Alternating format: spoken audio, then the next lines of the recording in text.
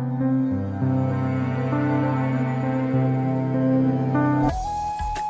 गणेशाय नमः. सार्थ श्री ज्ञानेश्वरी. माऊलींच्या चरणी माझे साष्टांग दंडवत.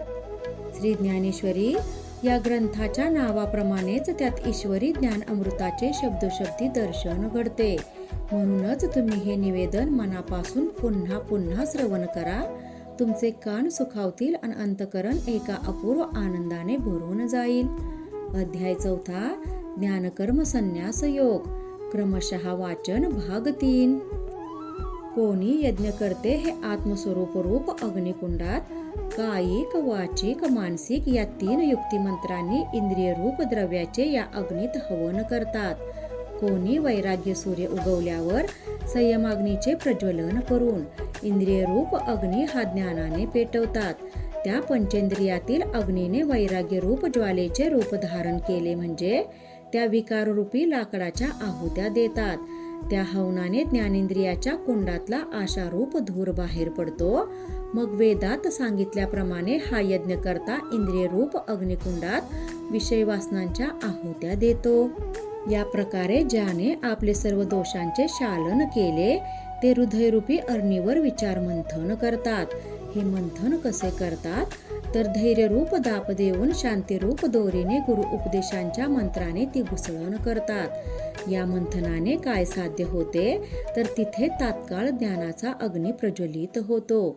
त्यातून रिद्धी सिद्धीच्या मोहाचा धूर निघून बाजूला जातो आणि मग आत सूक्ष्म ज्ञानाग्नीची ठिणगी उत्पन्न होते.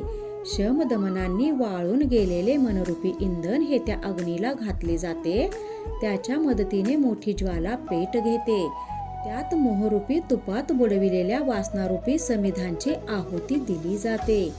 जीवरूपी यज्ञ करता त्या ज्ञानरूपी अग्नीमध्ये इंद्रिय कर्माच्या आहुत्या देतो. शेवटी प्राणकर्म स्रुवा नावाच्या यज्ञपात्रातल्या अग्नीत आहुती दिल्यावर ऐक्यबोध ह्या यज्ञाचे शेवटचे अवभृत स्थान सहज घडते. या यज्ञाच्या संयमाग्नीमध्ये इंद्रियाधिक होमद्रव्याचे हवन करून मागे जे शिल्लक उरते ते म्हणजेच आत्मसुख. हे आत्मसुख हाच यज्ञप्रसाद म्हणून सेवन केला जातो. अशा प्रकारे विविध यज्ञ करून आजवर या त्रिभुवनात अनेक जण मुक्त झाले आहेत. असे यज्ञ प्रकार वेगवेगळ्या पद्धतीचे जरी असले तरी सुद्धा त्यांची अंतिम फलश्रुती वा फलप्राप्ती ही एकच आहे.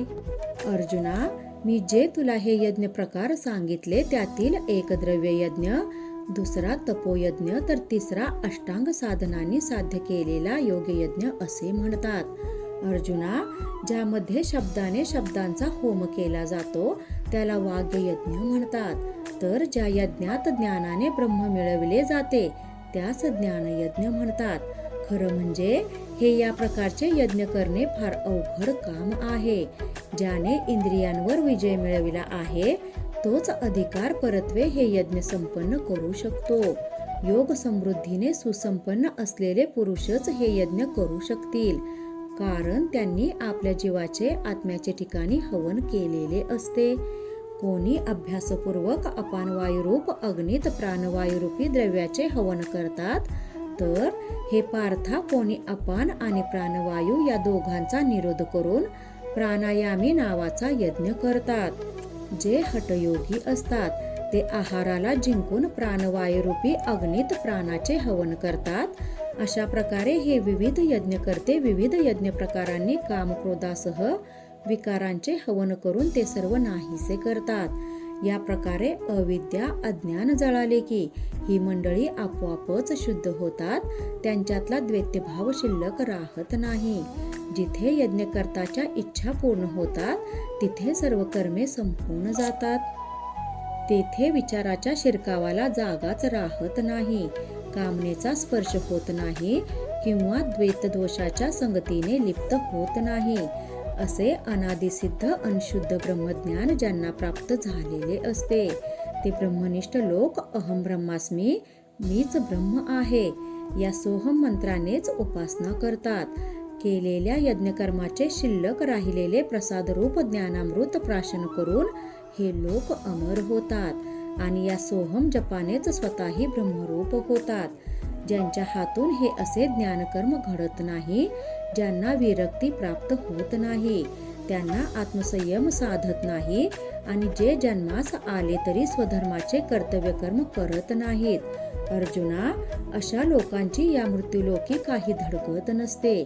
त्यांच्या परलोकाच्या संदर्भात उगाच काय बोलावे? त्याविषयी काही न बोलणे हेच उत्तम. पार्था, मी तुला जे जे वेगवेगळे यज्ञवर्णन करून सांगितले त्यांच्याबद्दल वेदांमध्ये मोठ्या विस्ताराने उत्तम वर्णन केले आहे. पण ते वर्णन वाचून वा ऐकून आपल्याला काय करायचे आहे? आपण फक्त त्यातले सार लक्षात घ्यावे. हे असे की सर्व यज्ञ कर्मापासून उत्पन्न होतात, म्हणून हे ध्यानात घेतले तर केलेली कोणतीच कर्मे आपल्याला बंधनकारक होत नाहीत. अर्जुना, वेदांचे महत्त्व असे आहे की यज्ञाची उत्पत्ती वेदापासून झालेली आहे आणि यज्ञ म्हटला की त्याची कर्मे आलीच आणि यज्ञाची फलप्राप्ती एकच आहे, ती म्हणजे स्वर्ग. ते द्रव्यादी यज्ञ हे खरे असले तरी ज्याप्रमाणे सूर्यापुढे नभातली अन्य नक्षत्रे तेजरहित होतात, निष्प्रभ ठरतात, त्याप्रमाणे ज्ञानयज्ञापुढे इतर कोणतेच यज्ञ श्रेष्ठ ठरत नाही. जो आत्मसुखाचा ठेवा मिळवण्यासाठी योगीजन डोळ्यात ज्ञानांजन घालून रात्रंदिवस जागे असतात, जे ज्ञान प्रारंभ केलेल्या कर्माचे प्राप्तिस्थान आहे, जे ब्रह्मबोधाची खाण आहे, आत्मप्राप्तीसाठी भुकेल्या लोकांचे जे तृप्तिस्थान आहे, ज्या ठिकाणी कर्माची प्रवृत्ती थांबली, जिथे तर्काची दृष्टी गेली आणि ज्यांच्यामुळे इंद्रियांना विषय सेवनाचाही विसर पडला, जिथे मनाचे मनपण गेले, शब्दाची धाव खुंटली आणि जिथे ज्ञेय म्हणजेच ते ब्रह्म सर्वत्र व्यापलेले दिसते, जिथे वैराग्य अवस्था नाहीशी होते, विचारांची हाव नष्ट होते, तिथे अनायसेच कष्टा वाचून आत्मज्ञानाचा लाभ होतो. अर्जुना, तुला जर असे खरेखुरे उत्तम ज्ञान प्राप्त करून घेण्याची इच्छा असेल तर तू एक कर, तू सर्व भावे साधू संतांना शरण जाऊन त्यांची सेवा कर. संत हे त्या ज्ञान मंदिराचा उंबरठा आहेत. तू तो सेवारूपी उंबरठा ओलांडून जा आणि ते ज्ञान आपलेसे कर. आता ही संत सेवा कशी करायची असे म्हणशील तर लक्षात घे की ही संत सेवा शरणागत भावाने अन काया वाचा मने करावी लागते. अशा सेवेने प्रसन्न झालेल्या संत सद्गुरूंना आपण आपल्या मनातील इच्छा सांगितली, ती बोधाच्या उपदेशाने आपल्याला त्याच्या प्राप्तीचा मार्ग दाखवितात. गुरु संत ह्यांच्या आत्मबोधाने मग भक्त भाविक उपासक शिष्य ह्यांच्या मनात पुन्हा माईक संसाराची कल्पनाही येत नाही. संत सद्गुरू ह्यांच्या उपदेशाने जेव्हा अंतकरण निसंशय आणि निर्धास्त होईल, तेव्हा हे सर्वजण हे निसंशय माझ्या अखंड स्वरूपाशी येऊन मिळतील. अर्जुना, अशा प्रकारे तू जेव्हा संत सेवा करशील, त्यांची तुझ्यावर कृपा होईल, तुझे चित्त त्यांच्या उपदेशाने स्थिर होईल, तेव्हाच तुझ्या मनात उत्पन्न झालेला हा स्वजनाबद्दलचा मोहरूपी अंधार दूर होईल. कृपा त्या ज्ञानेश्वरीची, करून घ्या शुद्धी भक्तीने अंतरंगाची. रामकृष्ण हरी. गीता भागवत ज्ञानेश्वरी.